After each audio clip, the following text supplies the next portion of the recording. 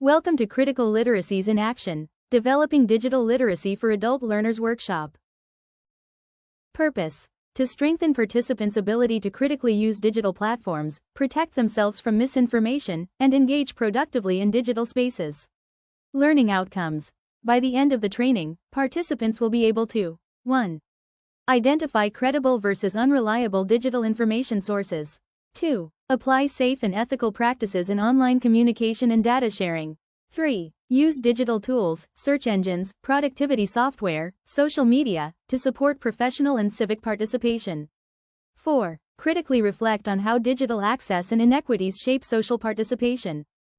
Sources, theories, and concepts informing training. Critical pedagogy. Shaped by Paulo Freire's critical consciousness theory, the course encourages trainees to critically examine power structures that control digital access and information dissemination. Rather than embracing technology as a neutral tool, learners examine how digital technology can reinforce or challenge inequality, spot and understanding misinformation, and deepen their role in being a digital citizenship. RAP 2011. Media and Information Literacy Framework focuses on the ability to access, evaluate, use, and produce information across various digital spaces responsibly.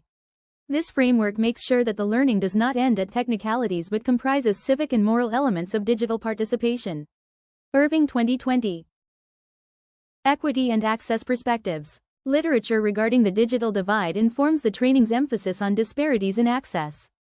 The availability of broadband in rural areas, differences in age, and socioeconomic concerns are not only confronted but presented as areas in which learning can go toward advocacy and solutions at a collective level. Landers 2017.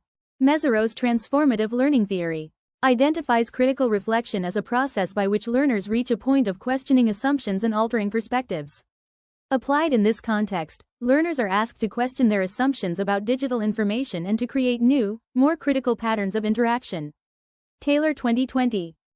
Proposed contexts for training, workplace professional development, corporate or nonprofit staff needing digital upskilling.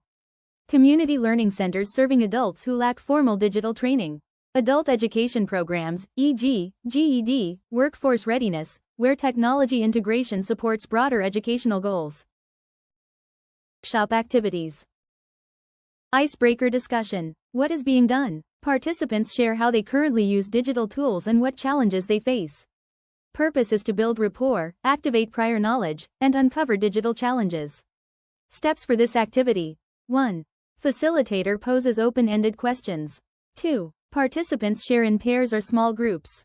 3. Highlights are shared with the larger group. Best context: classroom or training room with flexible seating. Materials required: whiteboard, flipchart or mural, in a digital environment, to capture common challenges. Activity examples. Facilitator prompt: think about your daily digital routine. What tools do you use most? Email, social media, apps, search engines. What frustrates you or makes you feel unsafe online? Example responses participants might share: using Facebook to stay connected but struggling with privacy settings. Using Google for research but not knowing how to check credibility. Feeling overwhelmed by too many apps at work.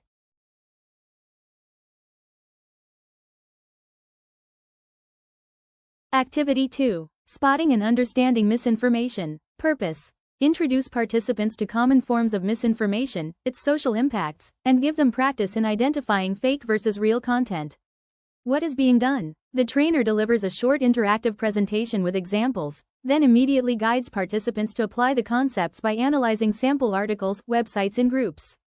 Best context: classroom or workshop setting. Materials required: PowerPoint slides with screenshots. Printed, digital sample articles. Evaluation checklist handouts. Steps for this activity. Introduction and examples. Present short slides on types of misinformation, including clickbait, deepfakes, bot-generated content, doctorated images.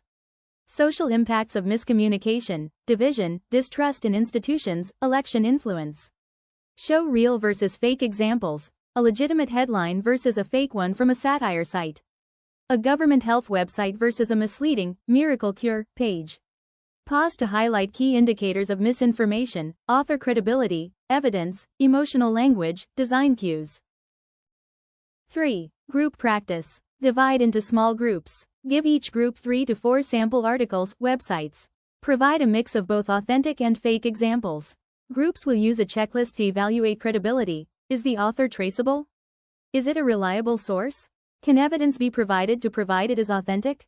Are the words neutral versus emotional? When's the website design professional done, or does it look suspicious website design? Examples for practice. A real New York Times article versus a fabricated story. A Mayo Clinic health tip versus a viral Facebook post about garlic curing COVID. 4. Explain key indicators of misinformation. 5. Self-reflection. To deepen critical awareness of digital inequality. Individual journaling prompt. How does access, or lack of access, to digital tools shape opportunities in education, work, or civic life? Group dialogue prompt. Who benefits when access to digital tools is unequal? How might we advocate for more equitable digital access? Examples. Rural areas with poor internet. Older adults who do not have access or an understanding of online services. 6. Facilitate a quick Q&A.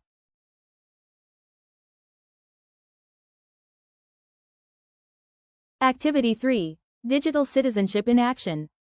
Purpose. This will allow participants to apply safe, ethical, and effective digital practices by creating solutions for real-world digital challenges, while implement the knowledge from the first two activities. This ensures participants have knowledge beyond recognizing risks to actively modeling responsible online behavior. What is being done? Participants work in small groups to analyze digital scenarios. They will discuss potential risks, identify ethical choices, and create solutions for these scenarios. Groups then share their solutions with the larger class.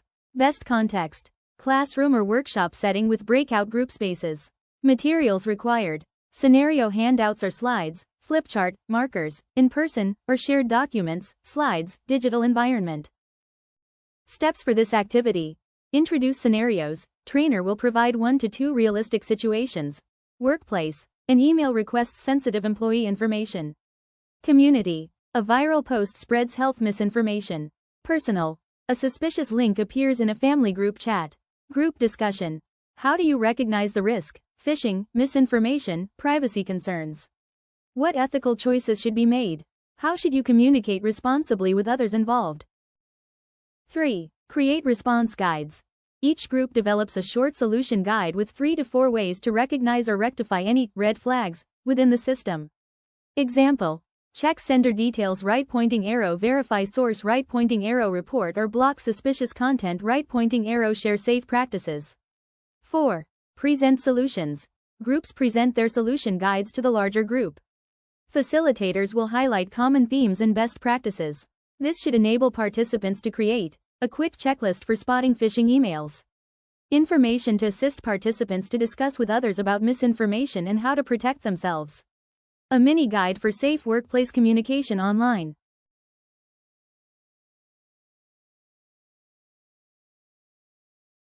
Evaluation plan. The evaluation plan will be both formative and comprehensive. Formative evaluation. During training, observation and feedback. Monitors group discussions and exercises, noting participants' ability to identify misinformation indicators and use digital tools effectively. Polls and quick checks. Use live polls to gauge comprehension of key concepts after each activity. Comprehensive evaluation. Immediately after training, pre- and post-training surveys, to measure growth in knowledge, confidence, and attitudes toward digital literacy and misinformation. Performance-based assessments. Participants will complete a structured website, article evaluation exercise scored with a rubric tied to the learning outcomes, identifying credible sources. Applying ethical online practices. Using digital tools for civic, professional participation. Reflective writing. Short journal or discussion response to assess critical awareness of digital inequities. Application and behavioral evaluation. After training, follow-up survey. Complete 1 to 2 months later. Ask participants how they have applied the skills in real-life contexts, such as in the workplace, civic engagement, and in their personal life. Digital literacy is not just technical competence, it is critical literacy that allows adults to navigate information systems, question digital inequalities, and engage responsibly within society. In adult education, the implementation of digital literacy ensures that learners are not just consumers of technology but critical participants in building a safe and productive digital environment.